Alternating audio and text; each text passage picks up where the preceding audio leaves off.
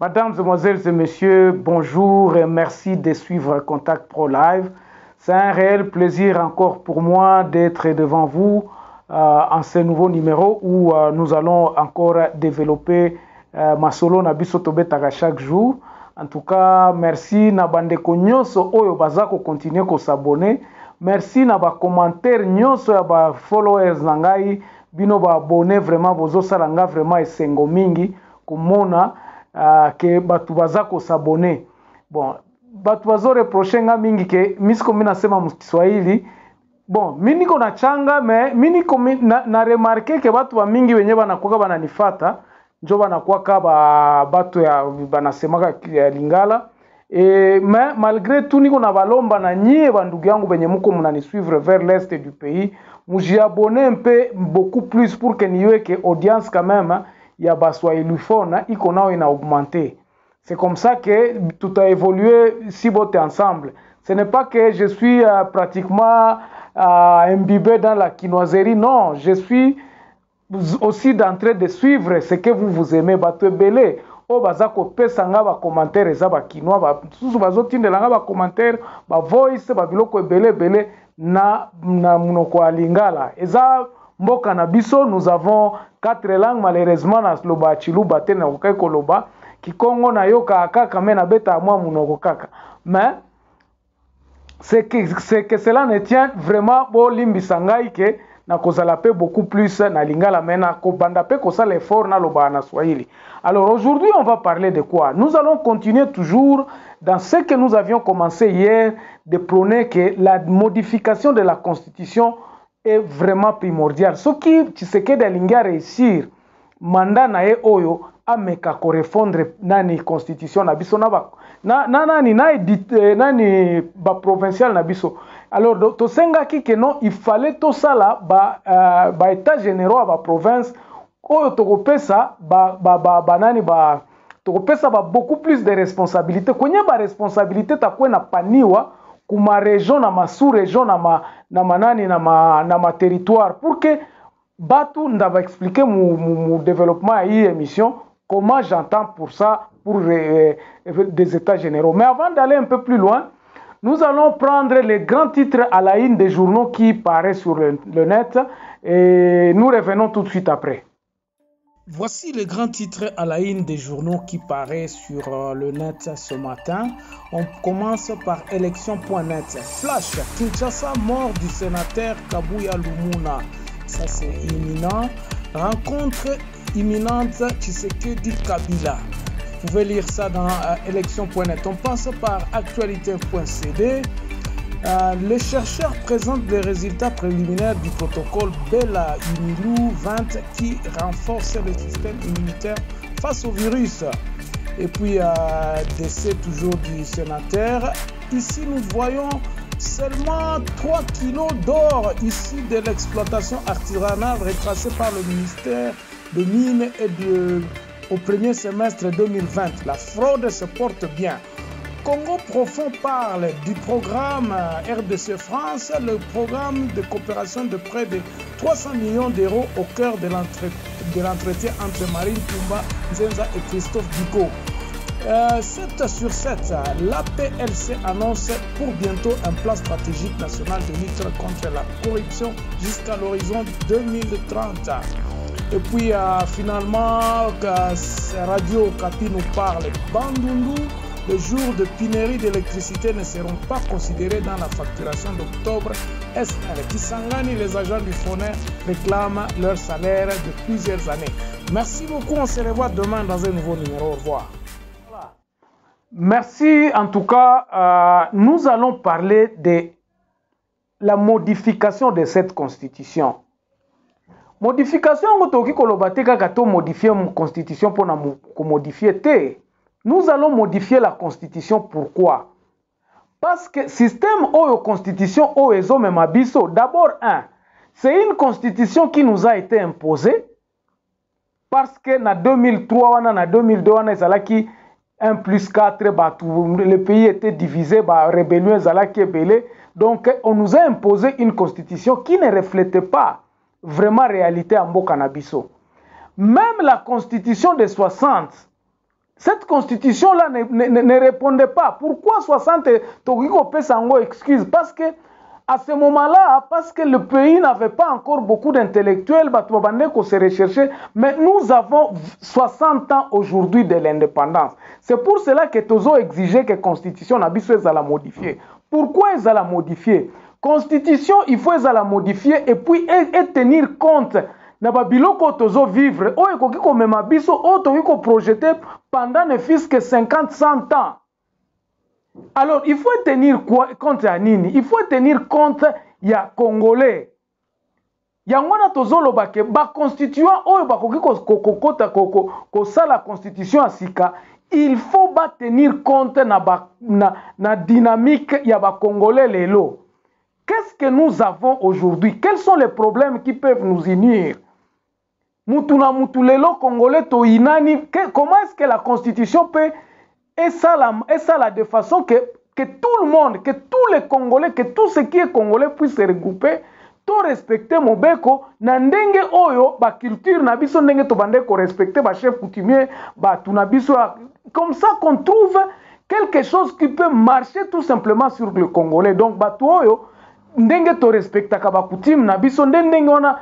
Dans l'ancien temps, on n'avait pas de problème d'accueillir des babande comme Sousunga na yebi que pas na biso bareka msusu to bande ko benga bango bayomba.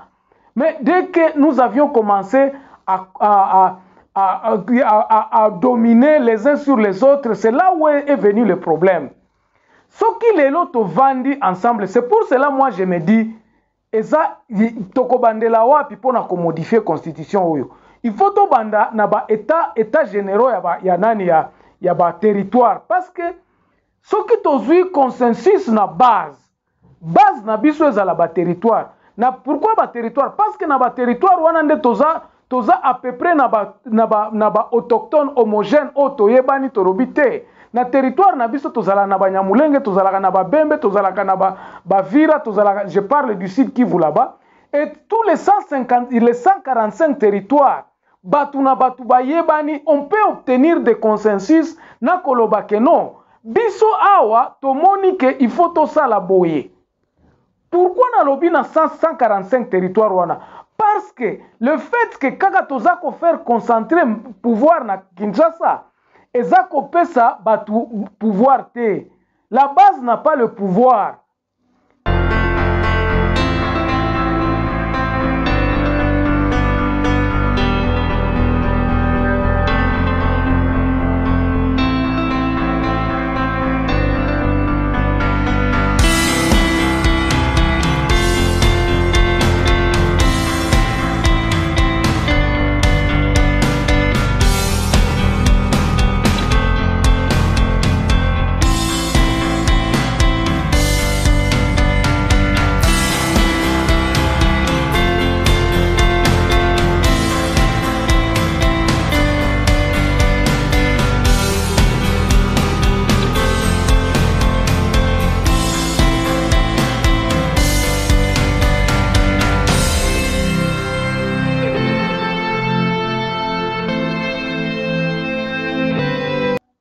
Problème ezali. Donc il faudrait que absolument que Tshisekedi ameka kotala comment est-ce que tokoki kozongi sa pouvoir na base. Pour kozongi sa pouvoir na base wana, il faudrait que ba base na biso. Donc là où nous avions dit par exemple nani article 10 na biso lobi que est congolais celui qui appartient à une ethnie ou tribu na ko ezalaki na kati ya indépendance. Alors, Babilo kwa nyonso, il faut la discuter directement na kati ya nani ya ba territoire. Parce que ba territoire ba koyeba na ba koloba ok bambuti bazalaki kote o banande tozalaki na ba tembo tozalaki. Alors, nous qui nous connaissons, nous mettons d'accord, on se dit bon voilà na territoire na biso awa, voici ce que nous avons, voici ba défi o ya développement o il faut tozala. Comme un temps des intellectuels, trouvons un moyen d'attente entre nous pour que tout développer partie na biso oyo. Dès que nous avons la solution, c'est cette solution là que nous amènerons na pouvoir central ya koloba biso na Nord Kivu par exemple toyokani boye nous allons identifier tel nous connaissons que tel azalaka nani mabele o ezalaka ya nani batu nini bazalaka place nini pour que à ce moment-là na chaque territoire nous en avons que 145. Que chaque territoire va se regrouper dans une région. À ce moment-là, on peut se dire qu'au lieu d'avoir les 26 provinces, nous pouvons rentrer par exemple dans 11 ou bien dans 6 provinces. Cela dépendra de la législateur que la région soit peuplée. Donc nous demandons à ce que consensus et bandakobzwama à partir de la base. Parce que dans ndenge toza lelo consensus ezako unité même nationale ezoko kakozwa mate pourquoi parce que batu mususu bazako mona ke bango nde kaka bango oyo il y a même des forces babalang mususu bandi koloba non eza tour ya baluba et comme ezala ki tour ya bangala ezala le pays n'avancera pas dans cette optique là na schéma wana yango nazoloba schéma oyo ya unitarisme ou mutu moko kaka nde mutu azo dominer. Donc, ce qui Moutoumoko oyazo dominé, il est facilement donc corruptible,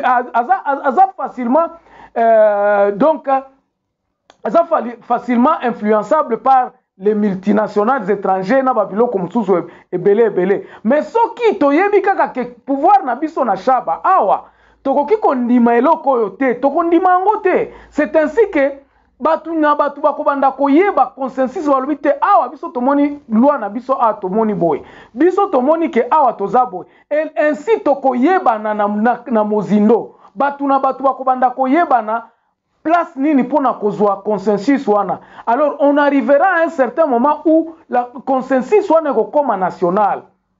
Alors pourquoi lelo oyo toza koloba ke non batu bazoyo kanate pourquoi haine pourquoi parce que division moko d'abord tozomona kake ezaneti ba colonialiste ezaka neti batu moko boye neti ba mindele tangu bayaka ba imposer biso babi non bino boye bien l'autre côté biso ndem toko diriger bosse boye consensus ezala quitté non on n'était pas donc on était venu nous apprendre. Or, nous avons des intellectuels, nous avons les magistrats, nous avons des juristes, des constitutionnalistes qui peuvent réfléchir à Koloba. Mboka na biso na ba étape otoleki. Nous pensons que le système o est consimbal sous-souté. Maintenant, nous pouvons réfléchir à ce que tout peut savoir tout pouvoir. Bamakambo Mabele par exemple, il faudrait que les gens puissent se retrouver dans Mabele na bango. Comment est-ce que parce que redistribution y a richesse c'est équitable était.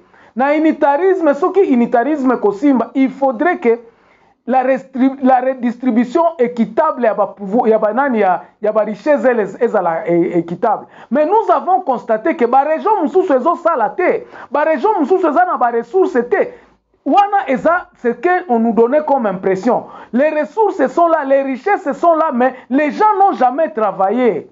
Pourquoi les gens n'ont jamais travaillé? Parce que tobande ko vanda mundele oyo ba belge ba ebisaka biso bo vanda on va construire tout par toko sala bin toko pesa bino biloko nyonso tout biloko nyonso toko sala la bino toko pesa bino bo et c'est ça qui est resté dans nos têtes aujourd'hui.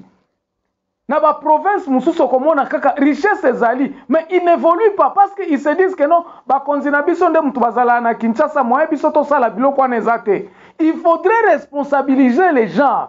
Batu na batu, il faut que la responsable de biloko o ezesa le mepa na bango. C'est ça justement le problème que nous disons que tant que base ekozala na impulsion na kolobate ke na zonga na mabele na zonga na sala musala na ngai musala oyo eko valoriser province na biso territoire na biso ngai soki naza kokengela douane na biso bien nazo kengela administration territoire na biso c'est pour le bien de notre territoire c'est pour le bien de tous et soki na sali gaffe mutu ya kokanga ngai mutu ya kolongola nga musala ezande konanga o ayebi soki na sali mabe awa mabe o eko atteindre directement mutu na kati ya territoire na biso. Ce n'est pas comme aujourd'hui.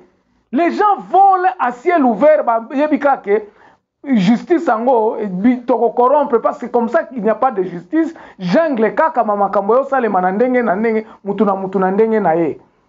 C'est ça justement ce que nous sommes en train de nous dire.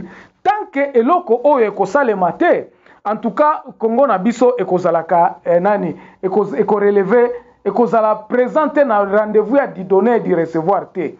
Aujourd'hui soko lingi ozala présent, il faut production et salema. Or, il faudrait que tout Congolais na parti nyonso to azali ayeba eloko nini aza ko produire. Production ni nango to salema. Na bande kolanda likambo ya ba entreprise publique ya Congo lelo. J'ai été indigné. Hein? Bon, justice ango to koloba ndenge nini? Bazokanga ba mandataire mususu o bazalaki bato ya RVA bakangami tout ça. Moi je dis tout ça on doit balayer ça. Avant côté ya justice à malamu, il faut tozala déjà na perspective ya mboka. Mboka nini yango tozo construire. Parce que aujourd'hui tokobando kanga batu pamba. Parce qu'ils ont été des gérants, parce que tozo soupçonné ba makambo ebele. Non.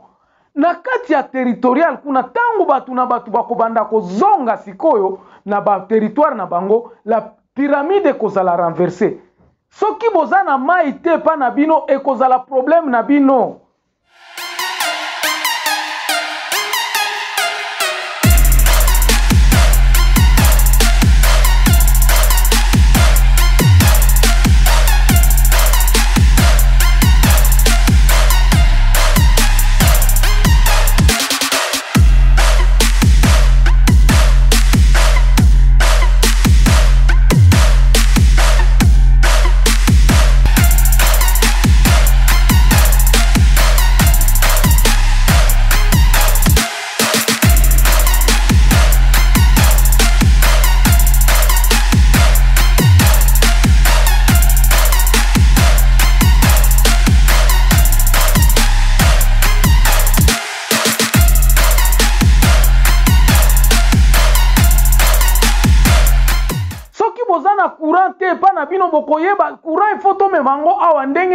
Qu'est-ce que nous avons pour que tout tia courant pas na biso? Alors, bokoki ko sala ko sala attraction ya batu ba congolais mususu oyo baluba ou bien banani na kati ya ba magistrature na bino bokolo bate baluba batanga droit trop baya basale la biso awa mobeko na territoire na biso ou bien na province na biso topesi bango misala. Il faudrait que les provinces puissent commencer à être capables d'engager Yakobzwa kabatu na musala ba médecin ba biloko nyonso tout. Pourquoi? Parce que tant bazo gérer ba richesse wana, ils auront des comptes à rendre à la République et puis la République aura à les protéger par exemple sur ekozalane parapluie à batu nyonso tout. Donc les rapports là, il y a ba province na gouvernement central, il faut les la réviser.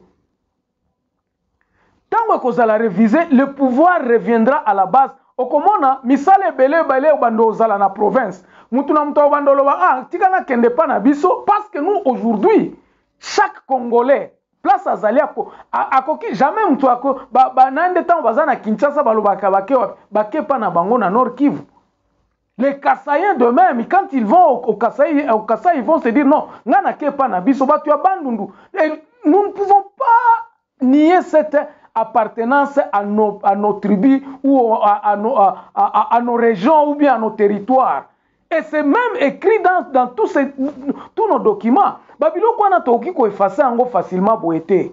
Donc, moi ici, je suis en train de prôner à ce que le pouvoir puisse revenir na base. Na base ndenge nini yangwane kotinda biso tozala nazako prôner mingi, je ne me cache pas à le dire que notre pays, nous avons besoin du fédéralisme pour le mieux nous développer. Dans le fédéralisme, donc nous pouvons commencer à y penser aujourd'hui. Ndenge na 2003 na constitution o babande kolobano décentralisation et comme biso na fédéralisme. C'est pour cela qu'ils ont commencé par la décentralisation pour que tokende ti na fédéralisme. Alors moi je crois que c'est ça ma petite contribution. Ma réflexion nanga o naza kopesa bino sur la modification de cette constitution que nous avons et j'espère que quelqu'un m'a compris. On se revoit très prochainement dans un nouveau numéro. Au revoir. Le professionnalisme, c'est l'incapacité de beaucoup de bassesse. La bassesse est bel et bien présente dans les actions comme les réactions du politiquement correct. Voilà l'avantage de la démocratie. Eh bien, c'est de se reconnaître divisé. D'une part, on apporte ses accords. De l'autre côté, on apporte ses désaccords. Justement pour engendrer, c'est quelque chose plutôt que rien. La démagogie.